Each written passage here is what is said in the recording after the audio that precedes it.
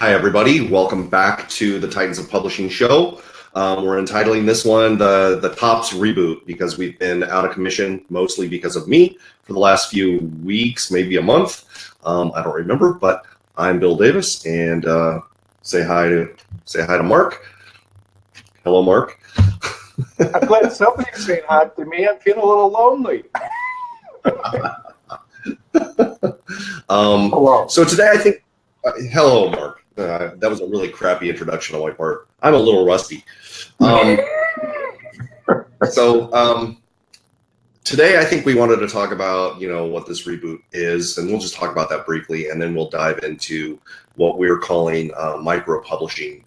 And contrary to what you might think, it's not typing in small font. It's something a little bit different. So let's talk about the reboot. As most of you probably know, I recently moved, and it was a horrendous move, and we're still in progress. But that's why the show's been kind of on hiatus. It didn't go away; it just went away for a short period of time. So we're back, and we're ready to rock, and we'll be bringing you weekly shows from here on out. Knock on wood, and there's no wood in this room, but there you go. I'm knocking on wood. Okay, good. There, that's better. So today let's touch on the topic of micro publishing and what that means and kind of how we came to that term. Because frankly, I hadn't heard of it until we started talking about it.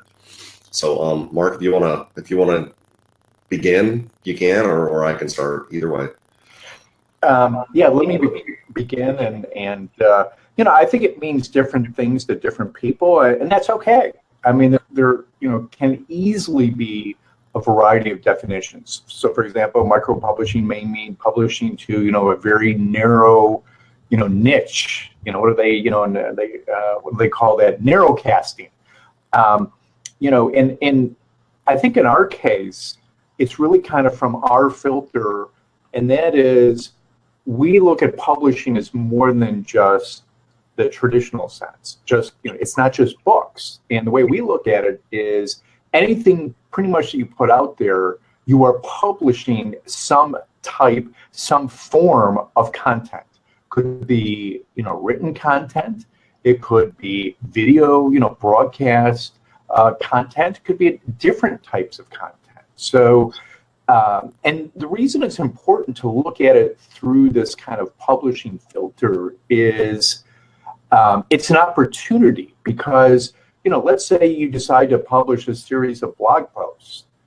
You could turn those blog posts into a book. So what starts off as micro publishing, kind of one blog post at a time, can turn into something a lot bigger, over time. So, that's just my micro riff on micro publishing. Say that again. Your micro what? Riff. Oh, I thought you said micro grip, and I'm like, what the hell does that mean? That's a complete. And hello to David Perdue. Yeah. Hi, David. David's a neighbor to the south, I believe. I think he's in Georgia. I may be wrong. So. I'm in Nashville, by the way. Yes. And I'm in, where the hell am I? I don't know where I am anymore. I'm in Washington State. I'm originally from California, and that's what I still call home. But this is my home now, so you need to get used to it. Publishing traditionally is thought of as, oh, David's from Alabama. There you go. Were we close? Did you say Alabama? You know what? I kind of thought that it wasn't Georgia after I said it, but maybe because I just don't know enough people from Alabama. So, yeah. But publishing is traditionally thought of as books. I think everybody, when you say, hey, I'm a publisher, you think in terms of books. But I think it's kind of coming around now that, digital marketing, blogging, press releases, all of that's publishing. Email marketing is, to me, it's publishing. You may be publishing to a very select targeted group of people. It's not a broadcast. And I think sometimes people think of publishing as, I'm throwing it out there and see who picks it up. Well, there's a different way to do it. And what I've been doing the last couple years really is I've been micro publishing to an email list. Well, it's several email lists. And some people call that a newsletter. It's not really a newsletter. I just type, and it's really stream of consciousness. And I try to tie in a story that's going on in my life to something that may be going on in my subscribers' lives, and how that ties in with sales or marketing or branding, something along those lines. And once in a while, I tie that to a product that I've either created and want to sell, or that I'm an affiliate for that I want to sell, and it works pretty well.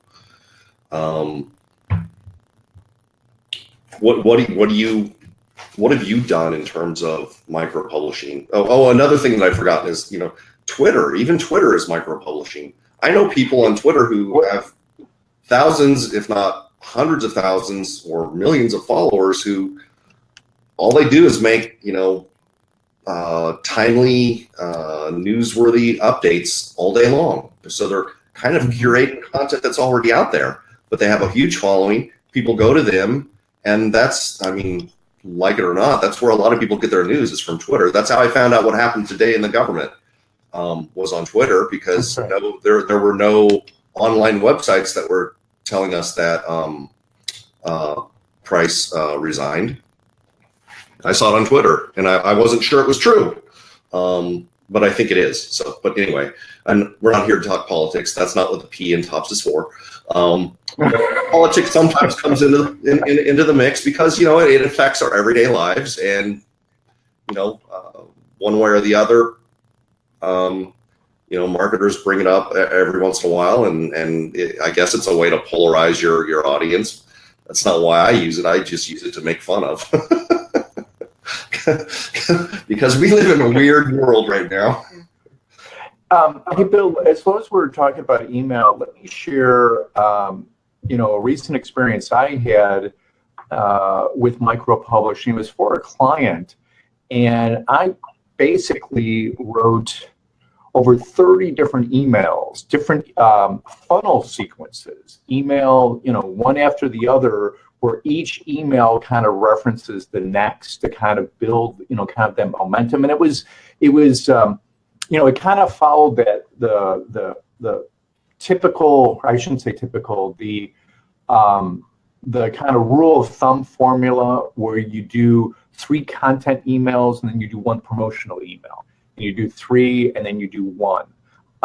And the reason I mentioned it is when I had to do all those emails at once, it really gave me kind of a bigger narrative, a bigger canvas to work with.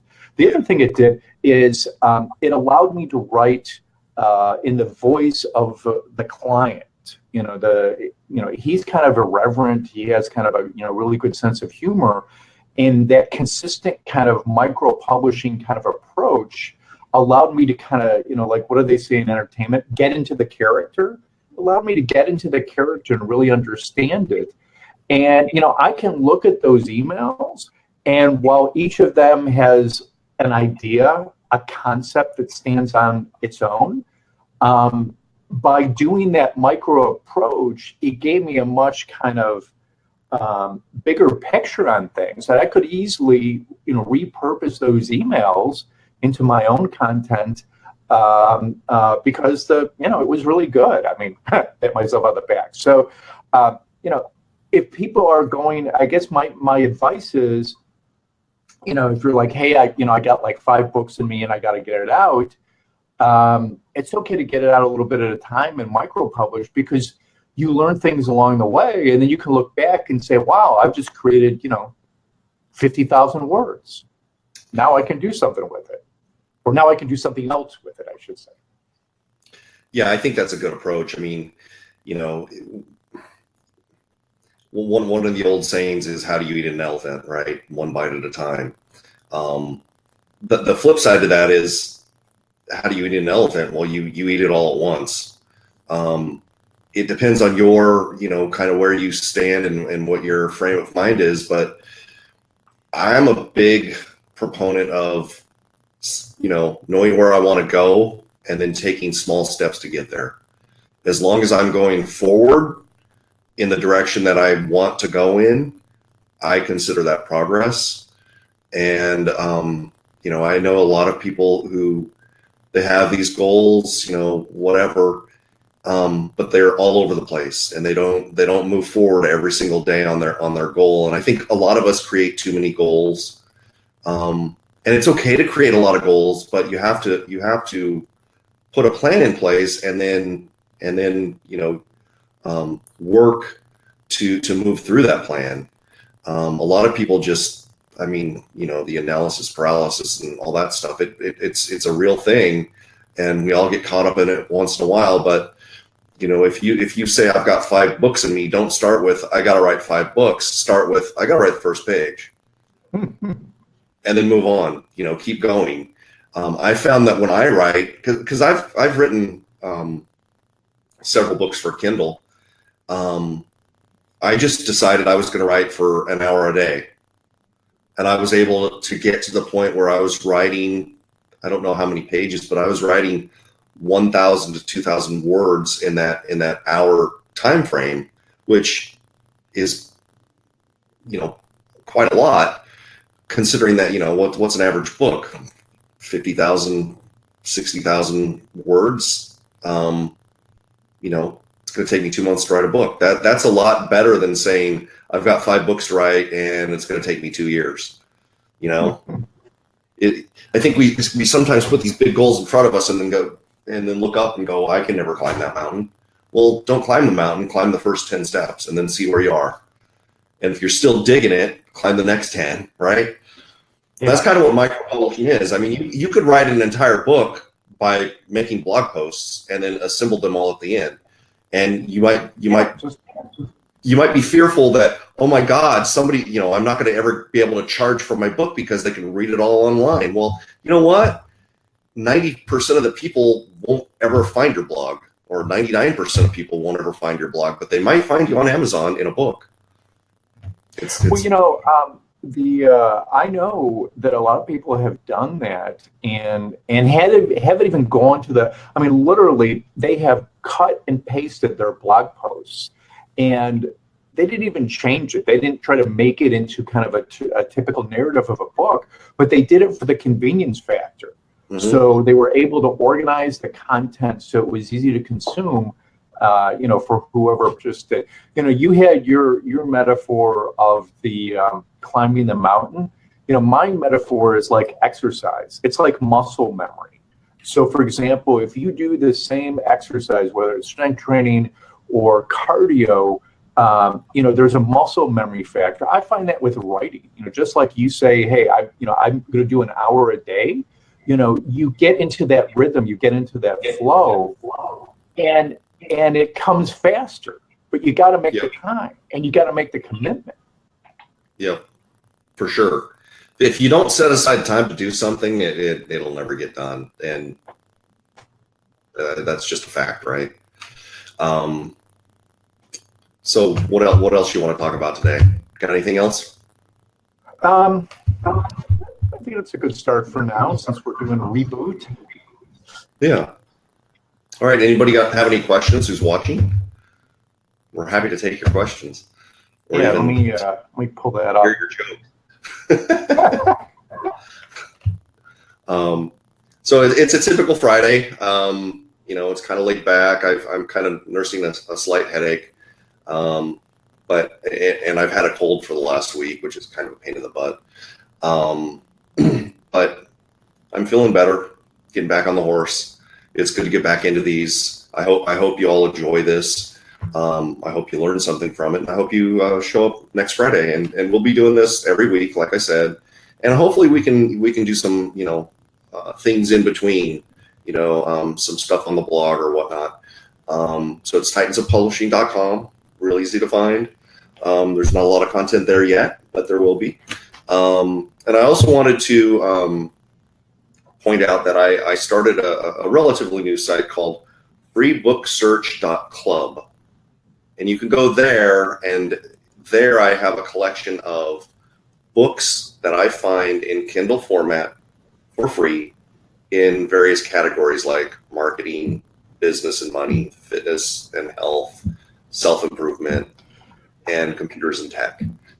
So if you're interested in taking a look, go there. You don't have to subscribe or anything. I do send out emails, but if you don't subscribe, just go to there every day and go to the blog, and you'll see all the latest stuff. So hopefully you'll give it a visit and give it a look and tell me what you think. And other than that, wish you guys a happy weekend. You got any special plans this weekend, Mark? No, just hanging out, enjoying the cooler weather, and going to be doing some good eating, which is always a nice thing. Yeah, I think I'm going to do the same. Maybe tonight, maybe tomorrow. I'll take my oldest son out, and we'll have some Mexican food. It's a kind of a guilty pleasure. So, all right. Well, thanks everybody for joining, and we'll talk to you next week. Thanks. See ya. See you later.